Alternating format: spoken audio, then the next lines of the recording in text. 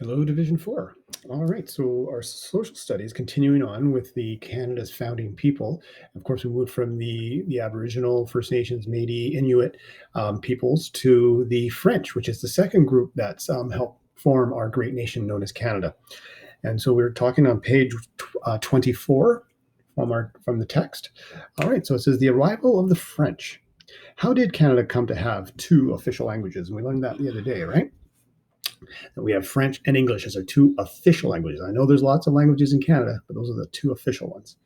Almost 500 years ago, explorers came to North America. So it's quite a while ago, from France. They were seeking new lands and the wealth they hoped to find there. So they're seeking new lands and wealth. The French built forts and began trading. Forts, of course, are housing to keep themselves safe. Usually, like when we think of Fort Langley, it's usually a place that the big fence, and so they're able to keep protected, but at the same time have access to each other. And it's big enough; it's like a big yard, but it's also for protection. And they began trading, of course, with the local people. And they're trading for furs and with the Aboriginal people. So they built forts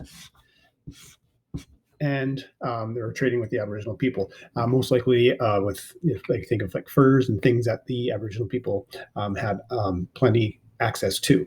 French explorers traveled far into the interior of the country looking for new places. So in the interior basically means you got the coast, and interior means farther inland. Looking for new places where they could trade. Soon they declared they owned the whole region. So they came, they liked, and they stayed. Settlers arrived to build communities and began farming, because farming, of course, gives them their food. And they called this new area New France. Pretty good name, wouldn't you think? Of course, because they're basically bringing all of the culture from France in Europe to this new place, of course, Canada, and they decided to call it New France. You can looking on this map here, or first we'll look over here. So the France, New France was a colony of France, which means they're basically everything that they stood for and had in France, they're going to bring with them in the sense of culture, food, ways of living, and it's a colony. So basically, if they put a colony there, all over the place, they basically make them stronger throughout the region, as well as it keeps their culture together. So a colony is a territory that belongs to another country. Good definition. Great Britain, France, and Spain all had colonies in North America. So basically, they're little camps, if you will, that even though their countries are back in Europe, they had little pods or communities of their culture in this new land that we know of as Canada.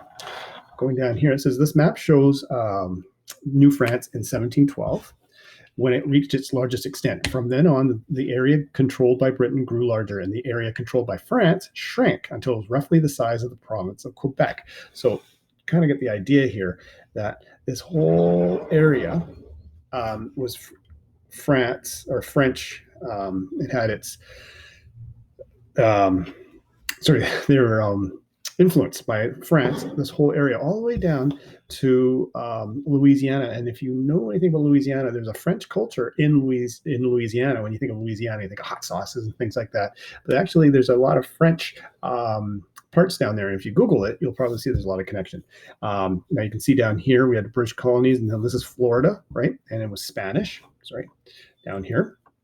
But up top here, you can see Hudson Bay. So right now, here's Quebec. In this area here, as today, this is where Quebec is. But you can see it was a large area. And of course, when the British came in, they kind of took over. And that's going to be our next unit when we finish this French, and we'll find out how that all went down. But until next time.